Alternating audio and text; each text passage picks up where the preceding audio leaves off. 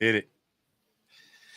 Okay, with any luck, folks, we are live. Let me just quickly check. Okay, there it is we are live at Pilled Foxhole. Can you guys hear me? It'd be wonderful if you let me know if you can hear me. Honestly, for whatever reason, can you hear me now? Hear me now. Let me go over there. And get I'm asking the good folks over at D Live because there are only milliseconds behind real life. Let me go over to Pilled Foxhole. I can hear you on Pill Foxhole myself. I just unmuted it. You're coming in good. Oh, beautiful. All right. Well, okay. here we are with phase 2 of this thing, dude. Okay, they can hear me now, dude. I have no idea what I was. It's a good thing people couldn't hear what I was saying on this end because, man, that just flat out irritated me.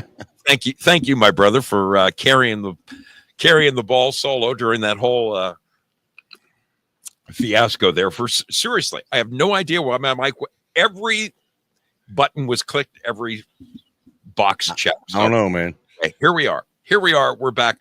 I want to briefly touch on that video that I played. It was a tad long, but the gist of it was, folks, if you sat through that whole thing and hung in there with us, that neurosurgeon has come to the conclusion. Here this guy is. This guy is a brainiac of doctors. And after all of his medical study and everything, he has come to the assumption that everything they taught him in medical school was wrong, and that light, God's light, coming into our eyeballs is what gives us what we need. It doesn't matter what food you eat. I mean, his research has gone so. This is just one video. I watched like 20 of this guy's videos. Okay. Oh. And that one, I'll admit, it was a little tough to for the average layman. Okay, he's talking to a room full of medical doctors, so some of it, I'll be the first to tell you, a little bit of it was over my head. That's why I had to watch it 5 times to ingest it all. But the bottom line is what this man has pointed out is that red light, the early morning red light from the sun, is the single best thing that you can do for yourself, and that late night blue light. Now, if you ever noticed, if you've ever gone into the bowels of your phone, there is a blue light filter that you can adjust. Folks, I am telling you to turn those things off. You might notice my black light went off the other night. I think that's for a reason, okay? I was telling the Texan before the show, I was so proud of myself on my cross-country trip this year because just before I left and during the duration of the trip, I had lost 15 pounds. I was not quite down to my fighting weight, but I was feeling pretty good. I'm an animal at 200 pounds, but I can walk around at 210, feeling pretty decent about myself. I am currently probably 225, and I am not happy about it, okay? Absolutely not happy about it. And what this guy just said is absorbing blue light, which, folks, I am absorbing tons of it. I look at computer screens all day. I look at telephones all day.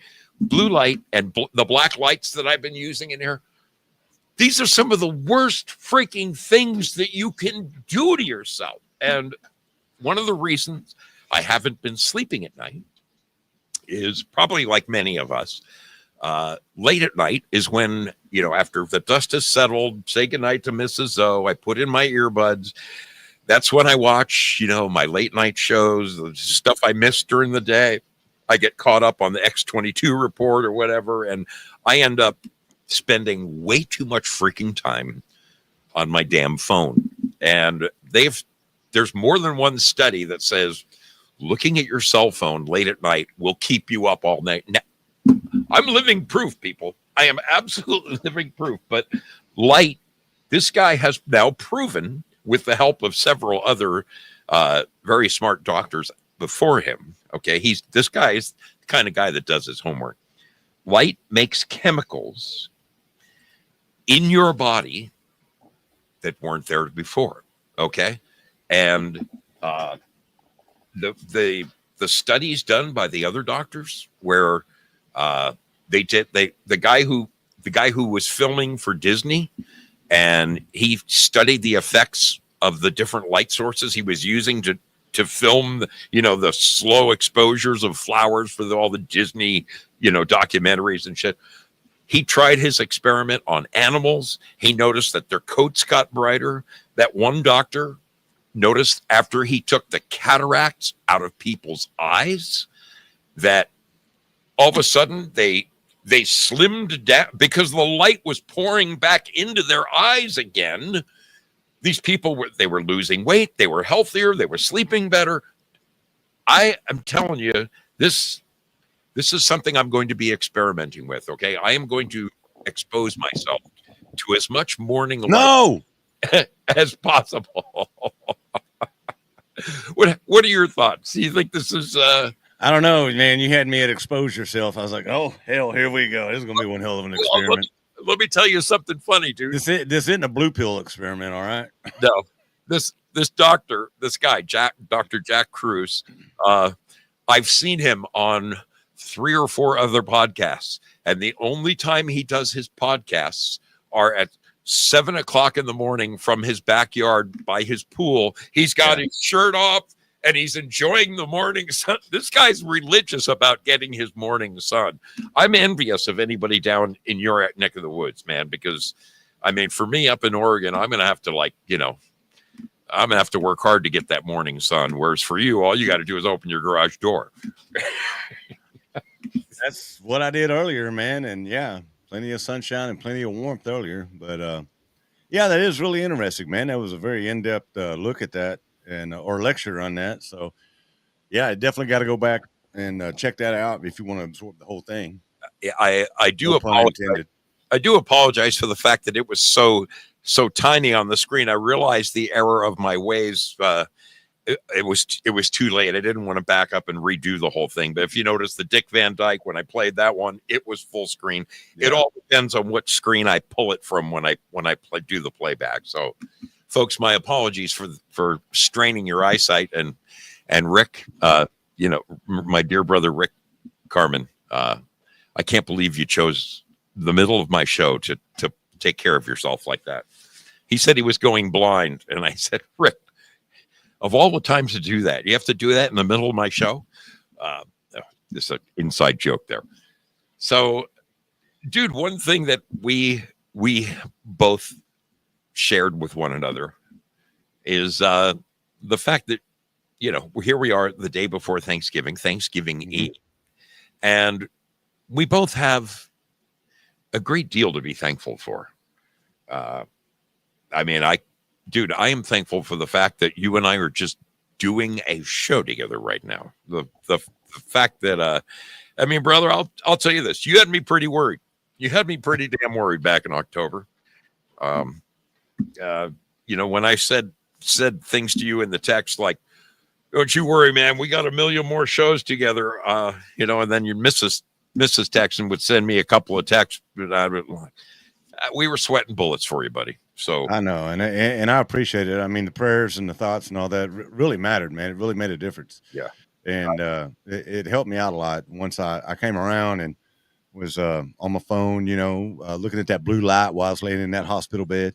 No, it really, seeing the prayers and the thoughts and everybody, man, it really helped me out a lot. It did, and I really appreciate it, y'all. I am unbelievably grateful and thankful for the wonderful people who show up continually and watch this program. It is, I like to think, and I feel pretty good in saying this, that my show is a little bit different than everybody else's. The fact that every year I go out and I meet the people in person who watch my show. I know that there are some other content creators who have made guest appearances on other people's shows, but I think it's going to be a little while before somebody catches up to meeting as many of the other content creators and Oh, absolutely. and people just tuning in. I mean, the people who watch my show, they are the show. That's the whole freaking reason I do this is the awesome people that come and hang out with me. And it is for them that I owe a great bit of thanks. I really love and appreciate all of them from every walk of life, from all the different states and all over the world, the people who tune in. God bless you. And I hope you all have a fantastic Thanksgiving. And now you, brother, you've found us a little Thanksgiving piece, haven't you? I lost my list there when we closed the show out. Okay. I don't remember what it was. Paul Harvey. Oh, Paul Harvey. Yeah, man. Yeah, the late great Paul Harvey. About the origins of Thanksgiving. Paul Harvey was totally amazing when the historical background, the way that he approached the story and told it and everything. There was only one Paul Harvey. There'll never be another one. Yeah. And that's the rest of the story. You know what is so funny, dude, is when I was a young man, I'm into Led Zeppelin, I'm into Deep Purple, I'm into Judas Priest. And my boss, the same guy who listened to country music all day long. And when I changed it to the rock station, he'd come back from the store and have an absolute shit fit. Boy, every day at 3:00, he would tune in the radio for the Paul Harvey program. And I can't tell you how many live Paul Harvey shows I listened to, but there were gazillions of them in a 3-year period. So, oh yeah, man. I learned to really actually appreciate the guy. And of course, in my later life, I most certainly appreciate what the guy stood for. And he really was an American. I mean, a true patriot. Absolutely. I can absolutely say that. Go ahead. Every truck driver that's over 45 years old knows who Paul Harvey is. Yeah. Sleeping Star says, don't let the other Paul Harveys hear you say that. Well, the Texan has dug up a little jewel, and since I'm joining him, I'm fixing to play it. Here's the thing. I hope to God that when this video is done, that my audio comes back. Now, there's really no reason for it not to. I have no idea why. Just use your StreamYard mute button, and hopefully everything will be fine. If you just put your cursor on it and mute, it shouldn't mess up. Yes, I think I'm going to mute myself first, then I will play the video. So let's give this another run. Folks, this is Paul Harvey talking about Thanksgiving origins. Okay, here we go. Mute. I'm muting.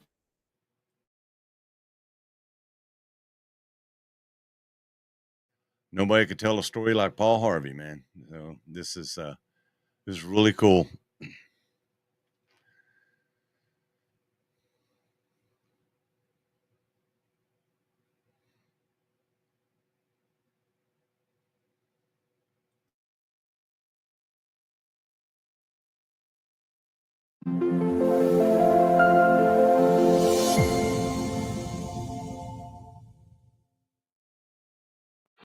Now, the rest of the story.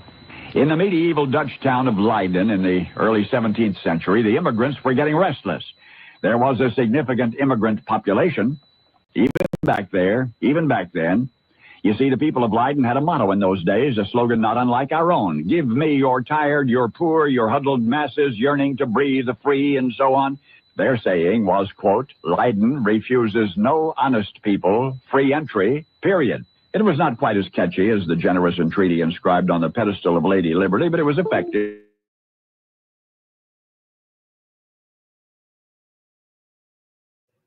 Zoe, something just happened and the audio just disappeared. Can you hear me, Zoe? Yes, I hear you. Can you hear me? Yeah, I can hear you. I don't know what happened, but it just all of a sudden faded off to nothing. Something popped up on my screen that said you have lost the audio. So I'm going to do this again. I'm going to unshare this, and I'm going to try to share it again. Share screen. Let me mute myself. Almost the rest of the story. Let me mute myself first, because I think that might be the secret.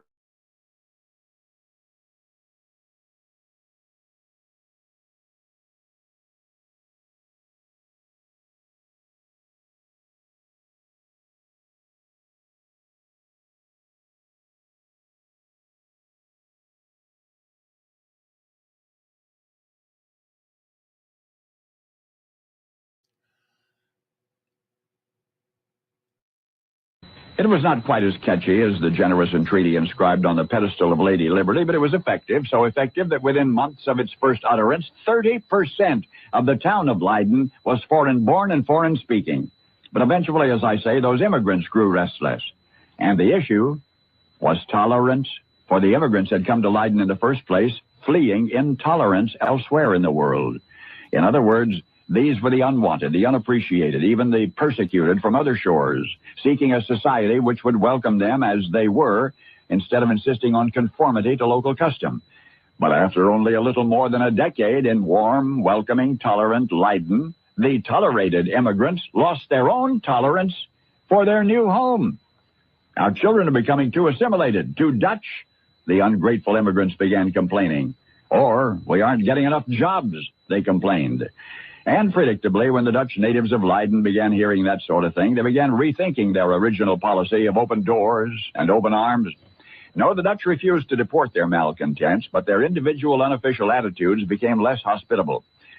And you can see where this is going. Many of the immigrants who only a half generation before had flocked to Leiden so gladly and so gratefully packed up and moved out to the New World. So, after the so-called pilgrims wore out their welcome in Leiden, Holland in 1620, a handful of them got into a shaky little boat, sailed across the sea to Plymouth Rock, but there was a stowaway aboard the Mayflower, and that unseen passenger was the culture of Leiden itself. For despite their relentless struggle for originality, the Pilgrims brought with them to their new home in North America a collage of customs which Americans recognize and revere to this day. The civil registration of marriages, for example, which initiated the then unique concept of separation of church and state. Almost 2 centuries later, John Quincy Adams would cite the Mayflower Compact as the foundation for the United States Constitution. But did he know that the United Colonies, which the Pilgrims established in New England in 1643, the consolidation of semi-independent jurisdictions into one nation, that was based on a form of federal government that they had first observed in the Netherlands, the United Provinces. And one thing more, back in Leiden, there was a particular celebration. It was a day commemorating the end of the Spanish siege against the city in 1574. It was sort of like our 4th of July. But the focus of those Dutch festivities, instead of fireworks, was gratitude. Thanksgiving Day, it was called.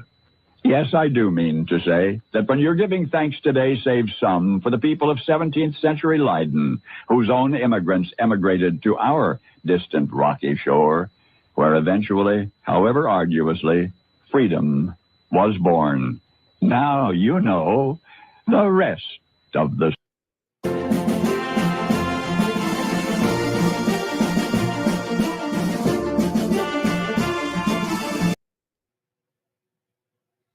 All right, man. I tell you what.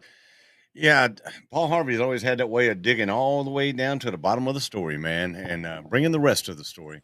From the Netherlands. I never would have guessed that. Yeah, yeah. And by the way, we can hear you. That is a miracle. I am giving thanks right now. Thank you, dear Lord, for that miracle. It is absolutely.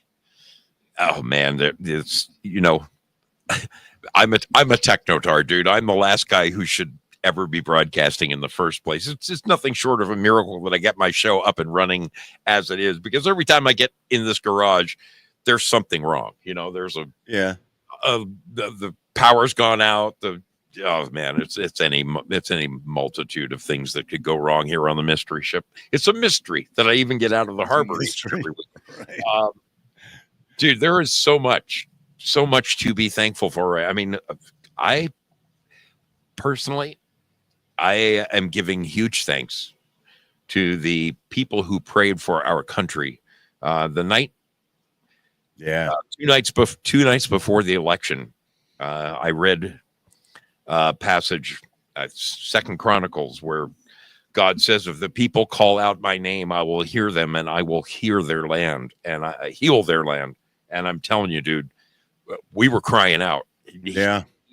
He heard us. There's no question in my mind.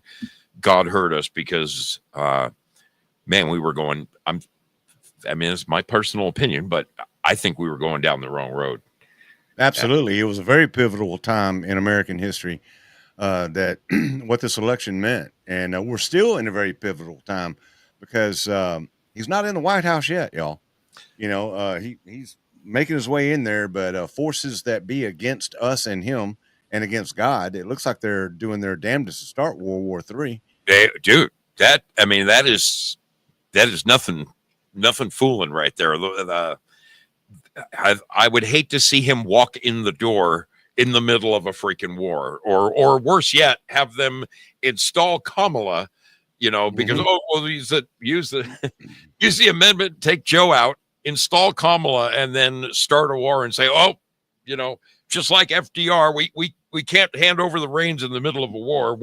We'll take it from you. Dude, can you imagine? I know, man. I know. I mean, and it is a real concern. Now, is it really going to happen? I don't know, but it is a concern for sure. I mean, I don't think that they want the wrath of the American people. I really don't think, especially after you look at that, the demographics of that map and everything of the election. I don't think they want the wrath of the American people. That would be a huge mistake for them to try to do that. But hey, will they try it? We shall see. Yeah, one of the most interesting maps is the which counties turned red, because when you see the teeny tiny blue specks, which just happen to have some of the biggest cities, but I mean, the country was freaking red, man. The country was red, and there ain't no doubt about it. Yeah, dude, even down here in Texas, down on the southwest border, counties that have been blue for 30, 40, 50 years went red, and that's saying something down here. It really is. Absolutely. And, the people who keep tabs on it say that had the states that didn't make you show your ID at the time of casting your vote, if you had to show your ID, those states might have gone red as well. So it's interesting. It's interesting to see. Isn't it astounding that he's not even in the White House yet, right? He's not even in the White House yet. Hamas has come out. They came out the day after the election. Yeah, want a truce. Yeah, we're going to cool our jets. That's all cool. Putin and Zelensky are looking at making up and being friends now, and Zelensky has asked for peace talks as of, I believe, yesterday. And I found this fascinating. I'm wondering if I can share this on the screen. I think that I can. I can share this on the screen because there's no audio. Okay. That's the good thing about this one. There's no freaking audio. Let's do this. I'm going to turn that on. And this entire screen, and I want to share this. So this is an article regarding DEI. Okay, it is crazy, absolutely crazy, the list of companies that were so gung-ho here just 3 weeks ago. All of a sudden, Walmart, other than the United States government, the single largest employer in the United States, with 1.6 million people working for Walmart, has backed off of their diversity training. Let me just read this, and you and I can kick it around. Electoral victories by President-elect Donald Trump and Republican congressional candidates offered an indication of changing attitudes in U.S. society, which retailing giant Walmart echoed in a major announcement Monday. The chain said it would be joining the lengthening list of big American businesses dropping diversity, equity, and inclusion policies that have come under heavy pressure from conservative activists over the last year. The move makes Walmart the largest employer to step back from its DEI commitments. Like many other businesses, the chain embraced those policies amid the national soul searching about the treatment of racial and other minority groups following the 2020 murder of George Floyd. But those corporate programs have since come under heavy legal and pressure offensives from surging conservative groups, which denounce them as woke social agendas that don't belong in the workplace. According to film director and anti-DEI activist Robbie Starbuck, on Monday, Walmart joined a group of prominent companies, including Ford, Boeing, John Deere, Harley Davidson, Black & Decker, Caterpillar, and rural retailer Tractor Supply in abandoning its inclusivity initiatives in direct response to his broadening harassment campaigns. This guy, let me stop sharing the screen so it's just you and me again. This guy, Robbie Starbuck, has been on it, man. He has done stories. This guy took Harley Davidson to task. He exposed the crap out of him. And I have to say, Harley was really pretty disappointing, if you ask me. Well, John Deere too. Yeah, it's kind of surprising that. I had no idea some of those companies, Caterpillar. Mm-hmm. I mean, for crying out loud, these are. I'm sorry, but these are manly company. Well, not only that, but now think about this and look at the attack that it has been. You're talking about companies that have been around in this country for hundreds of years, like John Deere and Harley Davidson and stuff, right? You're talking about the very fabric and backbone of the economy, that built this economy. So it was an attack to destroy the fabric of America. It was a multi-pronged attack is what it was. The families, the churches, the schools, and all the way down to those specific companies that you're talking about there. Ford, I mean, come on. Yeah. If it wasn't for Ford and John Deere and Caterpillar and all these companies and Harley Davidson have been around for hundreds of years, we wouldn't have the economic growth that we had back then. And that's what it was. So that's what it was. It was a satanic attack on our economic system. Yeah, it's pretty brutal. I mean, if the truth be told, I know that thanks to the cultural Marxism that has been exploding in college campuses for the last 20 years with the installment of woke professors and the like, and the trickle down effect into even our local. I saw the most disheartening thing I've ever seen. It was one of those TikTok videos, right? And one of my late night scrollings through my phone, and it was about Oregon schools. And it said, these are the 15 dumbest schools in the state of Oregon. And dude, 3 of them are right here within 1.5 miles of me. So right. First thing I did is I sent it to my grandson. And I also copied his mother, because his mother, my daughter, works 3 jobs to send him to private school.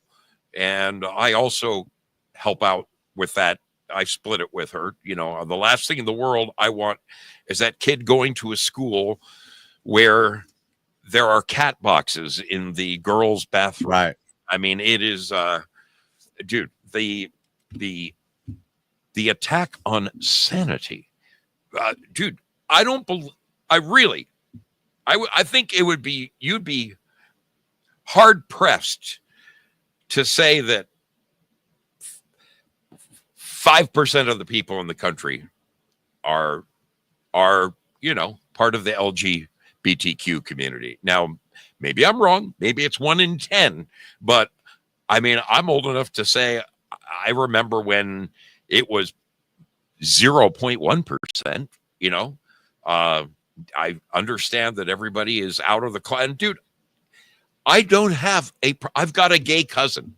I've got a gay stepson. Okay. I don't wish any ill will to, if whatever people do behind closed doors is fine with me, man. It really is. Yeah. Just don't put it on billboards and run it down. You tell me that this is the way it's got to be for everybody, because I just think it doesn't need to be broadcast from the highest mountains, you know? Well, let me, if you don't mind, let me extrapolate on that a little bit. So Oklahoma, Texas, Louisiana, that I know of at this moment right now, lawsuits are flying like crazy from the ACLU and many others, because in Texas, in the schools in Texas, not that it's been like mandated to be forced, the Christian religion upon the kids in schools, but that option is there to be able to mention God, to be able to mention Christ and the Bible, the Holy Bible. There's a reason for that. Okay. It's not that it's being forced, but they're allowed to at least talk about it and put that into the historical facts, like, our Constitution, our founding fathers, the Pilgrims. Okay. Because this country was not founded on faggots. Okay. It wasn't. Sorry. I hate to break it to you, but these were people that were persecuted religiously and politically in other ways. Okay.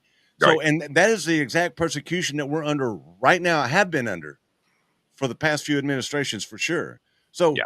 no, the country was not founded on gay pride and shit. I hate to break it to you. Up in Oklahoma, Louisiana, all they want to do is display the 10 commandments. Okay. 10 simple rules to live by.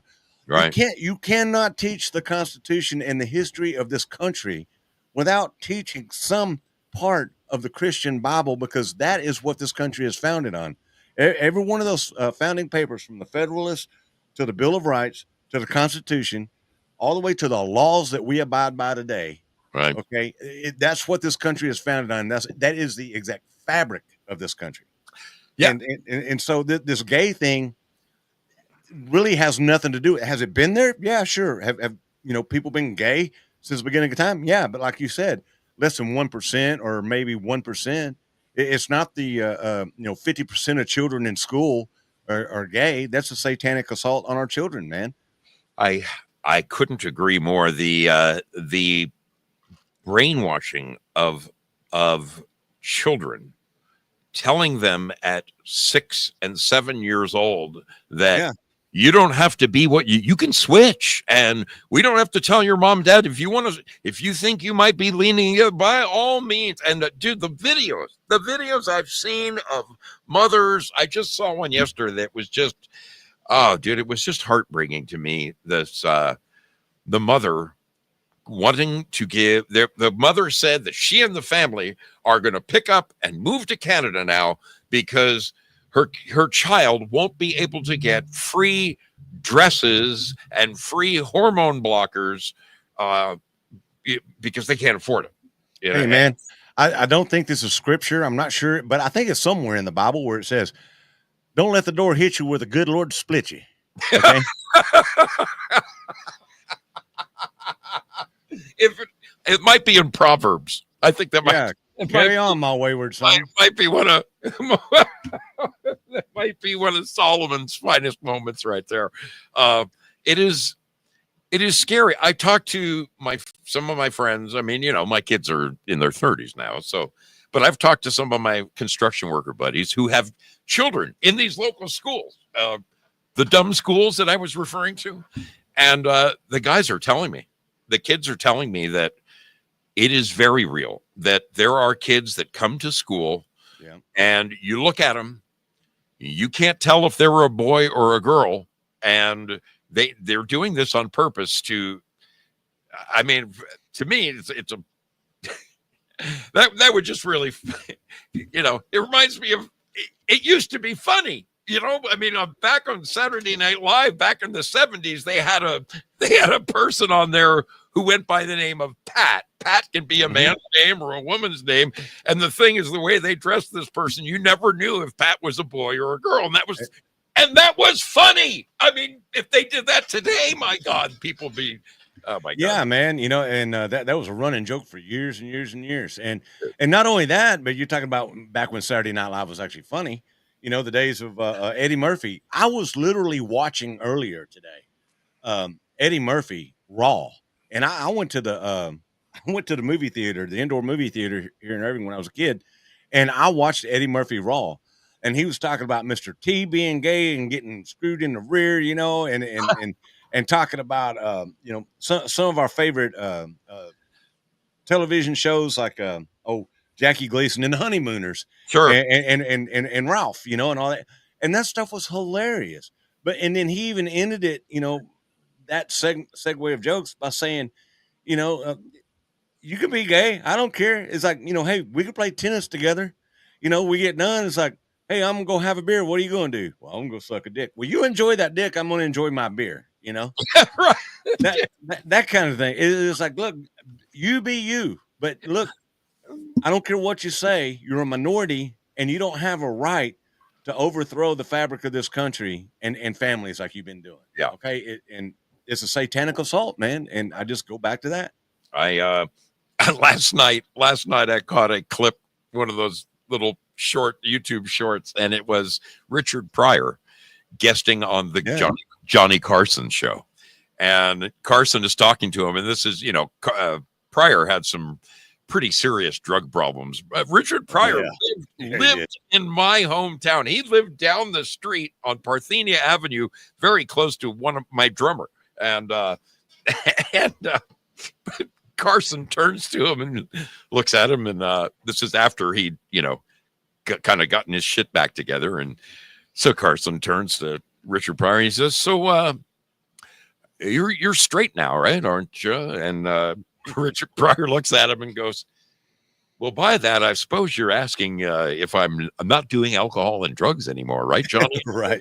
The whole place busted up. But, well, so there was a time not too long ago, actually, when we could actually make fun of each other's differences, and nobody got offended, No. Like you're talking about, like the old shows. Okay, Sanford and Son, they can't air that today. Archie Bunker, they can't air that today. Oh my God, no. And there's so many things like that. We were closer and more tight knit as communities back then when we could actually laugh with and at each other. Yes. The fact that people get so easily offended. I mean, nothing happens when you get offended. You don't get boils or anything. It goes away in just a couple of 30 seconds. If you don't, oh man, it is crazy. But I think I'm thankful. I'm thankful because I think the pendulum is swinging back in the right direction. Absolutely, man. Absolutely. I got to tell you something though. I don't get offended very often. But what really offends me is these grocery prices, man. And what the past few administrations, except for Trump, I mean, we had a great economic boom under him, but Biden and what they've done, with the grocery prices. And I've got an article here I'd like to play, if you don't mind, about people doing last minute shopping and about the prices of groceries. You want to talk about being offensive, man. And what you were talking about, Trump has won. He hasn't taken office yet, but yet he is already starting to have an effect on the economy, on foreign affairs, and an effect on the whole 9 yards. So this report right here was as of today. It's called Last Minute Shopping, and it's a local report here on our local Fox affiliate. But I want to try to do this, if you don't mind. Yeah, you can do it from your end, right? I'm going to try to do it from my end. Yeah. Watch your microphone. Yeah. Now, what I'm going to do, I do need to know something. I've never done this on my end. I am going to turn it on stereo. Let me know if it starts to echo. Okay. All right. I got stereo on right now. Is there an echo at all? It did. No, but it really, really took the volume way down. I mean, way down. Okay. It might just be just as well leaving it in mono. I don't know. Well, it won't come. It'll come through in mono and sound like crap. Okay. So, well, wait a minute. Now, well, I'm doing that different. Okay, we're gonna try it like this. And All right. I'm going to mute up and give you the rein. And what you're gonna have to do is when I share this screen, you got to click on it and make sure the audio's on and all that. Okay. Now let's see. Share screen, entire screen. There we go. I've got the audio on my end, and when I share it, it's gonna pop up, and then I'm gonna mute. All you got to do is click on that. Okay, now it's up. Now I can hit play and run it from my end. Yeah, I'm offended by the grocery prices here lately. They're talking about last minute shopping, ladies and gentlemen. I hope you got your last minute shopping in and done because, yeah, it's nuts out there. We are getting down to the final cooking hours before Thanksgiving, and shoppers are making a last-minute dash to grocery stores all across North Texas. Fox 4's Alex Boyer joins us. Alex, what are you seeing? You've been out and about. I have, Clarice, and I'll tell you, I'm seeing lots of people with lists in their hands. You know, I think the last thing you want to do the day before Thanksgiving is get home after being at the grocery store only to realize that you forgot something and have to make another trip. It's become a rite of passage for many. Braving the grocery store with a list in hand the day before Thanksgiving for some last-minute items. The stuffing, the broth, the soy sauce, lots of green beans. Yeah, we do have plenty of turkeys available still. Yeah. Like I said, they may not be the right size, but we have some that are fully cooked already, and you basically just got to warm them up. At this Kroger in Dallas, the shelves are fully stocked, and we found plenty of people shopping. The prices are slightly low, significantly lower this year on Thanksgiving food prices, in my opinion. Shopper Teresa Griffin is right. According to the American Farm Bureau Federation's annual report released on Wednesday, the cost of creating a Thanksgiving feast is down. The survey found that a classic festive dinner for 10 people will cost about $58 on average, which is a 5% decrease from last year. With that said, the current cost for a dinner with 10 people is still 19% higher than it was 5 years ago. So grocery store chains like Kroger use their buying power to help lower the cost for consumers. For the third straight year, prices are down for the typical Thanksgiving meal at your Kroger stores here. And customers we talk to appreciate it, especially when they're responsible for feeding the entire family. I like to send food home with people because after you've had lunch and you get home that night, I don't want them eating peanut butter and jelly sandwiches, so everybody gets enough to take home. We're making scallop potatoes for 20 people when there's only 10 of us, so everybody gets to take home food. For her husband, the priorities on Thanksgiving Day are a little different. And we'd get it over in time to go to watch the Cowboy game. That's the important thing, is to be able to watch the Cowboys every Thanksgiving. And we want them to win, right? Well, absolutely. So. Remember Teresa Griffin? She'll be watching the game too, after she's done cooking everything she bought today. Grand total was $247, save $30. One happy customer. And if you do need some last-minute items tomorrow, I can tell you that Kroger stores will be open from 6 a.m. to 5 p.m. Of course, other grocery store chains will be as well. Just make sure you check with them. Boy, if that wasn't a commercial for Kroger, I don't know what was. Oh, man. So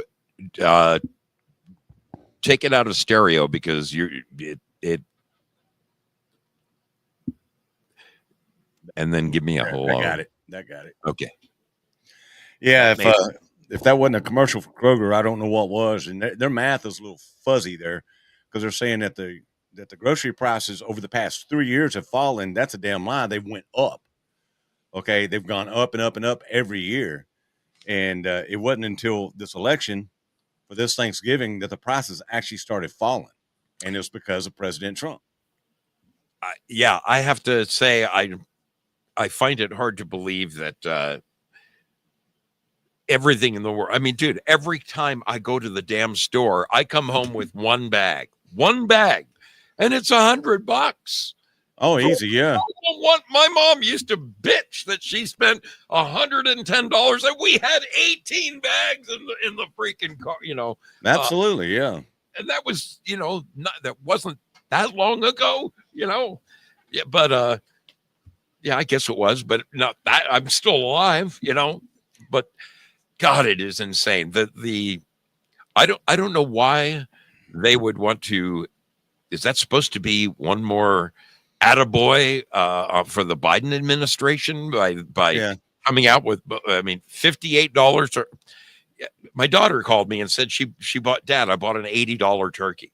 So she's over that, and that's the only I have no idea. I don't think you could put on the spread that Mrs. Zoe's putting on for $58. I just No, don't. you can't. Especially not for what we're doing here. Yeah. As a matter of fact, I want to say, well, our Fox affiliate local down here is very liberal, if you haven't noticed, and they are definitely not pro-Trump or conservative at all. But I want to say this, I'm always talking about and preaching about being prepared and all that, and staying a step ahead of what might happen. There's no guarantee that the world's going to end tomorrow, but you might, kind of want to prepare your soul for it or something, just like life.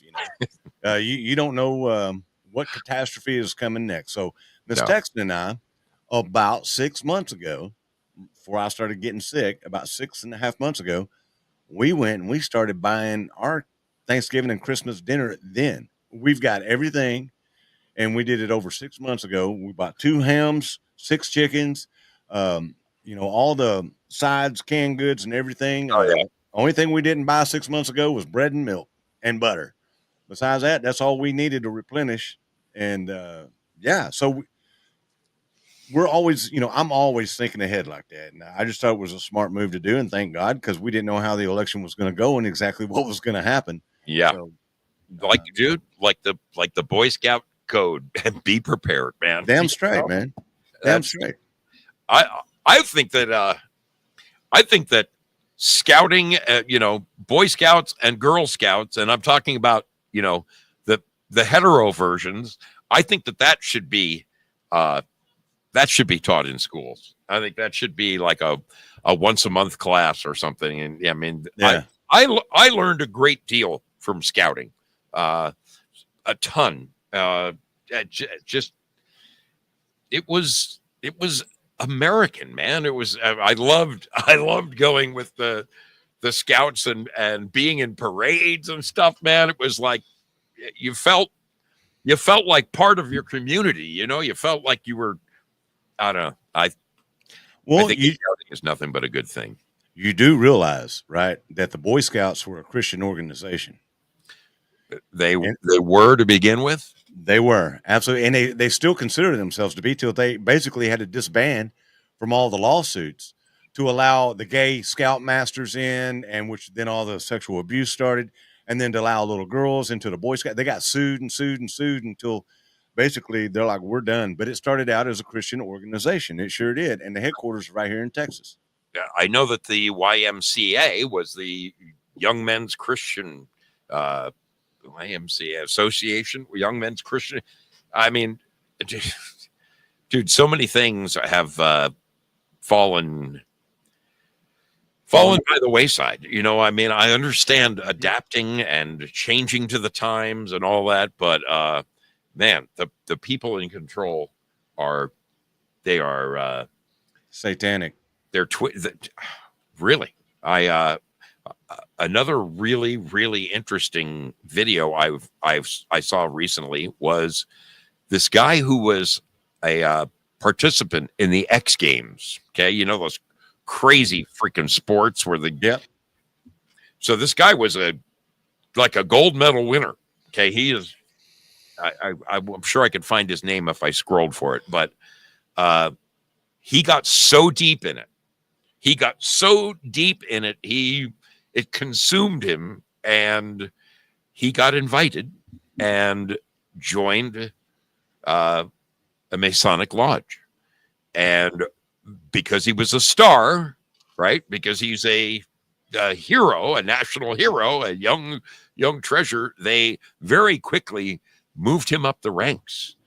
And he dude, this guy did a 5-hour expose on the guild. And I am telling you, he flat out stated that ultimately they are Satanists. And first and foremost, even people who are presidents, on their headstones, it says, whoever, Freemason and President of the United States on their headstone. In other words, right. They answer to that before anything else. And he swears that they are Luciferian. This guy had an expose list of the Hollywood elite, and he showed photo after photo with the people with the eyes and the one hand disappearing in the all of these. It's everywhere. It's everybody. And dude, I'm telling you, when this Diddy thing cracks wide open, holy guacamole. Right. I think the world's going to go upside down, man. It's crazy. Well, brother, we've talked about a little bit. We've hit on it about what we're thankful for, and everybody's kind of commented on that too. And we've talked about, this past election and the effects that it's already having, and the changes that are already starting before the man even takes office, and how this country is basically, through the prayers that you were talking about, absolutely right. This country got down on its hands and knees and or put your face on the floor and prayed to God and turned back towards God. I believe this country is actually turned back towards God. But I know that there's some liberals. There's 10 things that they could still be thankful for. 10 things. 10 things. And I got a video. Let's kind of break it down for us. I have a funny feeling. I think I know who this might be. Okay. Let me make sure I mute myself first, because we're close. We're close. I was hoping you were going to bring up one of these. Let me mute and give you the stage. Oh man, I know what I'm thankful for, and I've heard everybody talking about what they're thankful for and stuff. But libs, they still got 10 things to be thankful for.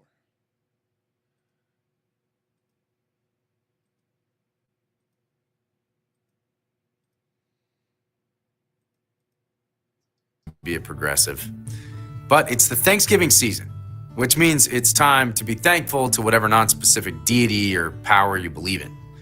Let's try to keep up that spirit of gratitude by reminding ourselves of these 10 things libs can still be thankful for. Number 1, Trump will probably only be in office for another 30 years. Max. Number 2, you can run Kamala again against J.D. Vance next time. In fact, we encourage it. Number 3, we still get Biden as president for another 2 months. 60 more days of utopia. Number 4, there's still time to move to a foreign socialist country like Canada or California. Number 5, you can still watch your DVD copies of The West Wing. President Bartlett's shoulder is always available for you to cry on. Number 6, although we'll be under a fascist dictatorship, avocado toast will be cheaper. A small comfort to live during the Fourth Reich, but hey, it's something. Number 7, you'll only have to wear your handmade outfit while you're outside. It won't be mandatory indoors for another 6 months. Number 8, be thankful for all the good memories we've made, like when Lizzo campaigned for Kamala, or when she was all brat and stuff. That was cool. Or remember Beyonce? Or when Kamala went on that sex podcast? Man, that was fun. Number 9, Power Wash Simulator.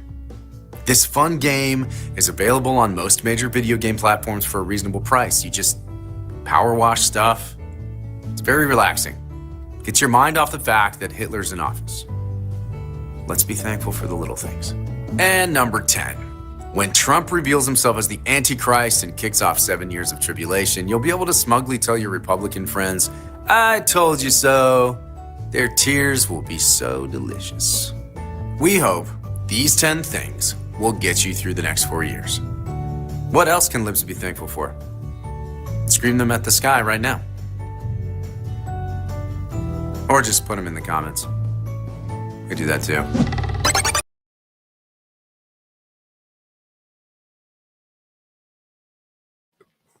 Yes. Where would we be without the bee? Man, no doubt, dude. That's some good stuff right there. But hey, like I said, they still got something to be thankful for. Dude, am I so far behind the times that they have a game that is a power wash simulator? I saw that too, and I was like, okay, pressure wash simulator? Whatever trips your trigger there. Okay. Wow, man. I mean, could my life ever be so meaningless and insignificant that I want to sit around pretending to pressure wash dirty buildings? I mean, I got a pressure. Come on down. I'll turn you loose on my building. Come on down right now. You can do my sidewalk. You can do my slab. Sure. How about it, motherfucker? Wow. That's just crazy. It's just crazy. Holy smokes. Well, hey man, we are a little bit past what is normally the end of the program, and I'm sure people have got family in town and all kinds of stuff. Sure. I'm sorry about the little hiccup in the beginning of the show, which it kind of drive. I'm going to have to figure out what happened because there really is no explanation for it. I mean, we just played 3 or 4 videos and it all worked perfectly. So who knows? Maybe it's just the way it was supposed to be this time. Well, brother, before we end the show, there's one video that we talked about. I would like to bring attention to. It's a 7-minute song, but I think it's something that we really need to talk about. The hurricane victims of Helene up there. Oh yeah, in the Appalachian Mountains and stuff. Yeah. Ladies and gentlemen, this is a happy time of year, but it's not a happy time for everybody. Yeah. The hurricane victims of Helene, they are still suffering up there. And this administration hadn't done a whole hell of a lot to help them. But I got this video I want to play for you folks. This was yesterday, either yesterday or this morning it was. Okay. I want to play this for you guys. And please pay attention and pray for these folks up here. And at the end, there's a place you can donate to. It's self-explanatory, and I know a lot of you folks have already reached out through many organizations to help them out, and that's awesome of you. But yeah, I don't want to leave this night without thinking about these folks right here. If you don't mind. Absolutely, dude. I agree wholeheartedly. All right, give me a second to set it up. All right.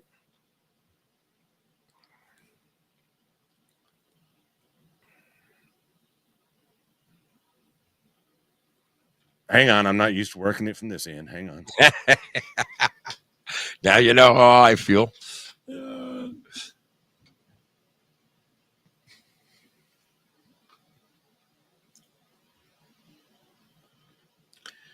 man. I'll take a second to thank the wonderful people who have been donating to the show tonight while you're setting that up. Prairie Fire and Golden Crisp, Curl Patriot, Due Diligence. You guys are just amazing. My dear sister Golden Crisp, over the top. Thank you so much. And ditto over there at D Live. I'm seeing wonderful folks knocking it out of the park. You guys are the best. The best. You got her about queued up right now? All you got to do is grab it and put it up. Drag it. Okay. Let me mute myself. And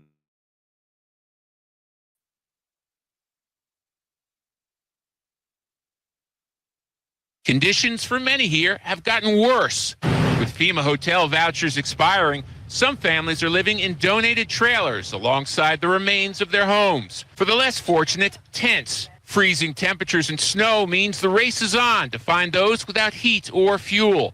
Volunteers say they are stunned at the pace of the recovery. It's been slow. It's been ineffective. It's been inefficient. There's no sewer, there's no water, there's no power. There's your answer. This morning we are in ANC Campground in Sparta, North Carolina. In a little while, we'll be traveling 58 minutes west to Creston Riverview Community Center, a small mountain community impacted by Helene. It's cold, but not as cold as the night before when temperatures were in the upper 20s with 35-mile-per-hour wind gusts. We could barely keep our tents down. Opening the tent vents only worked until the wind blew them shut, causing condensation to frost the inside of the tent. It was a rough night.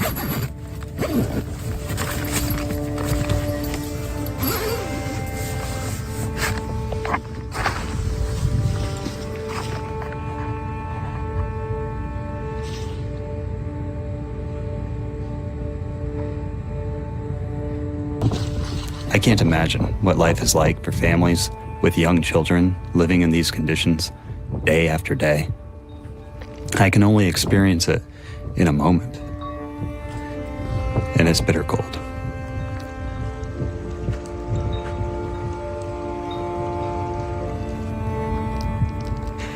The campground is closed for the season. Our accommodations were a gift, complete with only an ancient outhouse and, of course, no running water. The pipes would freeze.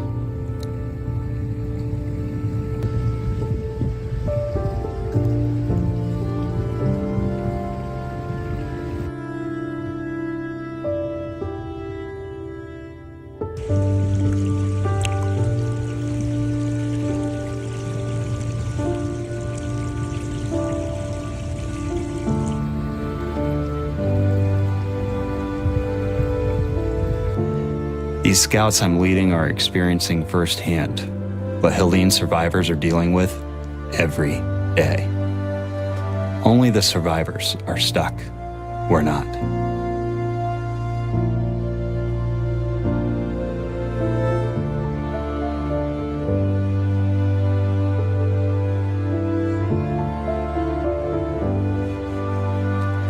The Creston Riverview Community Center was once a school before it became Western North Carolina's largest food pantry. The flooding reached as high as neck deep in some places of the building, completely destroying their food supplies. After Helene, their demand more than tripled. Today, it's back in operation, thanks to a lot of help from volunteers that came from well beyond North Carolina. Get up over the top, all the rest of it. That's Steve Trinkle. Steve is with an organization called Keep Ash Beautiful, a part of Keep America Beautiful. Steve has been working on coordinating river cleanup, a really difficult job, and restoring the Riverview Community Center. Funding is running really short. He's been here since day one. There you go. Today, our group of scouts will be helping with debris cleanup and a little indoor construction work. It's the least we can do, and an excellent opportunity to help develop young men in our rural youth programs. Job and restore.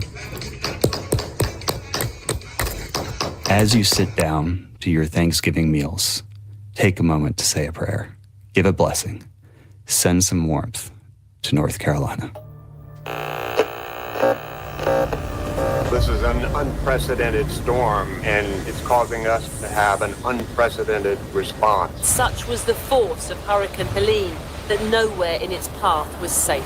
Search and rescue teams to help rescue people who are stranded. As many as 600 people are still on the missing list. It's undescribable. Everything's gone. It's all gone. We have received thousands of reports of people who are unaccounted for. Where are those people? We have confirmed fatality, and we expect that to really increase. Thousands of downed trees, power and mobile outages, and hundreds of closed roads. These people's livelihoods are gone. Now an apocalyptic stew of rubble and debris. Devastation just doesn't seem to cover it. All you see is rooftops. You can see part of the road there washed out, rescue boats in the water, cars are submerged. Homes are gone. You can see the entire home floating in the floodwaters, just floating by. What was once a neighborhood is now unrecognizable. Some of them are living in tents. You've heard about the stories. Now what are you going to do about it?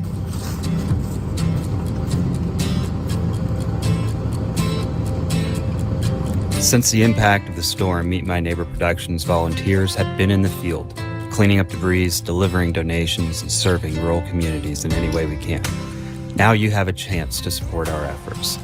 On December 6th through the 8th, Meet My Neighbor Productions will be hosting an online auction to benefit our rural neighbors in areas impacted by Helene. Participate in the auction, donate an item to the auction, or donate directly to the fund. proceeds will go towards benefiting members of the rural agricultural communities devastated by the storm.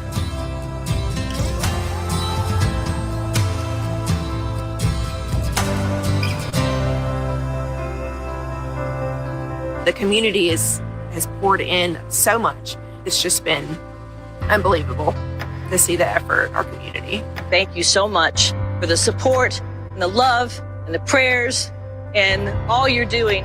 And if you've sent support and supplies, this is my heartfelt thank you to all of you. We love you, we needed you, and you showed up. Thank you.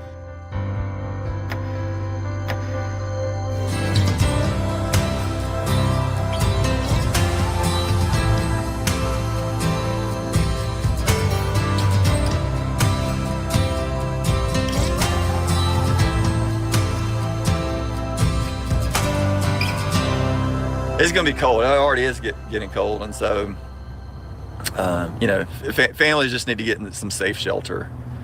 Take action now and click the link below this video. Yeah, so I'd appreciate it if you could share that. Quit. It's jumping. Yeah, man, I appreciate it if you could share that link there, if you could. There's other ways to donate too. Samaritan's Purse, like Angry Mary said, helped her friend, 83-year-old mom. She's okay, but needs help with her property. Couldn't get out or in. Yeah. Look, it's still a life or death situation for those folks up there. Just because it's not in the news cycle anymore doesn't mean it's not happening. You're muted there, brother. Yeah, you're muted in the studio. You gotta go. Yeah. I muted myself for that video. Okay. All right. Very good. I'm thanks to our dear sister Girl Patriot, she dropped the link and I am dropping it into the other chats. She's pretty amazing at that stuff. Thank you so much, Girl Patriot, for all that you do. It is pretty danged amazing. Wow. Yeah, what's really sad about it. I just want to drive this point home. I do, because if it bleeds, it leads. That's how the news cycle works. And the hurricane went through. There's still death and destruction and devastation all over the place. And this falls right square on the Biden's administration's lap. Their lack of giving a damn, especially at this time of year when winter's coming on strong up there in the mountains. People are still dying, and this government, this administration has not helped them. They are a very hardy bunch of people that they come from great stock. Their DNA, their bloodline is that of the American patriot that fought the British. But at the same time, just like our veterans, this administration should get off its ass and help these people more than what they've done. And it's really sickening to me, man. It is. But it's the Christian organizations and stuff like that always step up first and step in, that make the big difference, that really help out. I mean, they outshine FEMA and this government like nobody's business. Yeah. Yeah. Starting with, who was it? The Cajun Army was one of the first people on the scene. And dude, there's been so many, and there's been so much stories. I've seen so many articles. There was a church group that sent not one, but two 53-foot trailers up there full of food and supplies. FEMA grabbed the first one and took all the stuff. Yeah, I've heard stories like that, man. I have. And the Amish built a bunch of tiny houses and sent them up there, and the people were so thankful, and they just start living in them, and the government came along and said, I'm sorry, you can't live in these, and put them back out in tent. Yeah. They're fighting the bureaucracy too, man. They're local bureaucracies, their townships and city councils and stuff that have been paid off. I mean, they're doing fine, but it's the citizens and everything like you're talking about, especially the ones that live up higher in the mountains with the mudslides and all that. Oh, dude! I mean, this body count is going to be so high. I really do believe that this is going to be the most devastating natural catastrophe. Say what you want, okay? It's a natural catastrophe at this point. That it's going to be probably the worst in American history. I really do believe that. dude, I've seen videos of guys who found, dead horses and stuff, and I've heard other videos of people saying that they've seen bodies hanging from the trees. I mean, it'll be a year before they find everybody, They're not going to find everybody. It's going to be like 9/11. They never found all the bodies. Yeah, it is. It's horrific. It's just, and you're right, man. Thanksgiving is the time to really pray for these people. And dude, that video, it's got me welling up halfway through it, man. Well, you got me right in the gut. I want to put this in perspective before we go, though. Okay. Now, I was watching this one guy that had lived there all his life, generations, and he said there was a stream or a small river that bank to bank was 100-foot wide. After the flood came through, it's over 600 feet wide, and it took out sides of the mountain, and it took out whole towns and all the roads and everything. From 100-foot wide there for hundreds of years, now it's over 600 feet wide. Wow. So it's that devastating. Anyway, yeah, keep them in your thoughts and prayers, ladies and gentlemen. If you can help, please help. I'm actually very thankful you shared that, man. It's absolutely, those people need our prayers and they need our help if at all possible. Thank you, Girl Patriot, for finding that link and dropping it. Yeah, absolutely. So, dude, I wanna thank you, for coming over on my side for a change. We broadcasted live now to D Live, Twitch, Rumble, YouTube, and of course Pilled Foxhole. Man, it's good to now you guys get to see what the Texan and I are up to on some of our nights, and I hope that in the future when we're together over at Pilled Foxhole, you'll come over and visit us sometime. Absolutely. Yeah. I forgot to mention that you do got all those special folks out there, man, watching from different platforms. And ladies and gentlemen, nice to meet you. And man, if you can catch the hippie in the hat on the big show sometime, you really need to come over to Foxhole and check it out. It's a lot of fun. It really is. We don't get into politics so much, and we just kick back and have fun. Like I said, grab yourself an adult beverage or whatever you prefer, because the bar is open at a dance floor smoking on those Friday nights when we do the big show. Indeed. I have to say that this Friday is going to be kind of a special day. There's an annual event that our friend Uncle Krusty and I do. It's going to be exclusively on Pilled Foxhole and D Live, and that is the Black Friday 24-hour music marathon. It's going to start at 9 a.m. Eastern, 6 a.m. Pacific.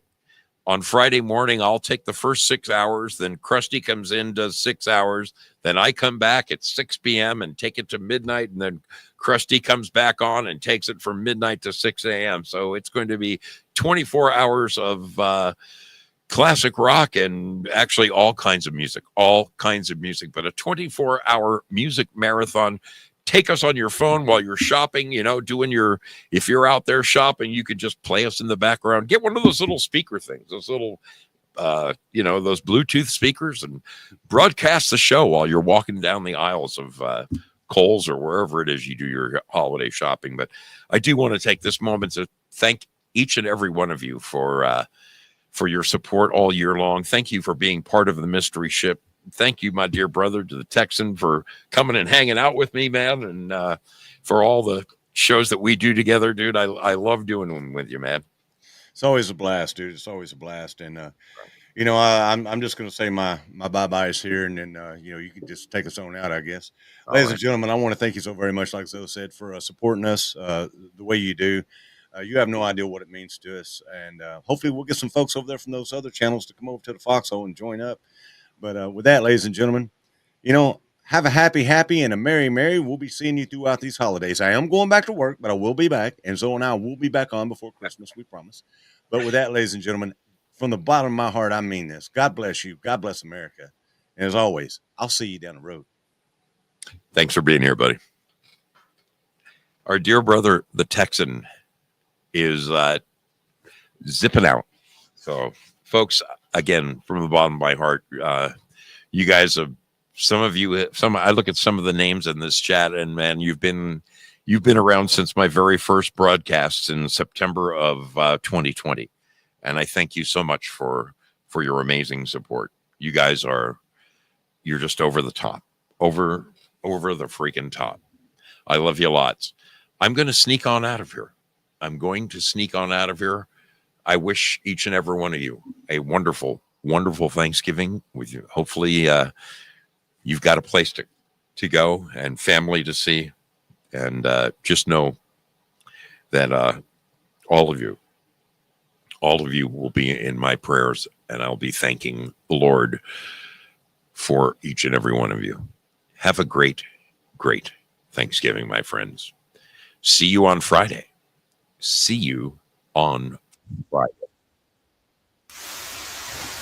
Good night from Southern Oregon.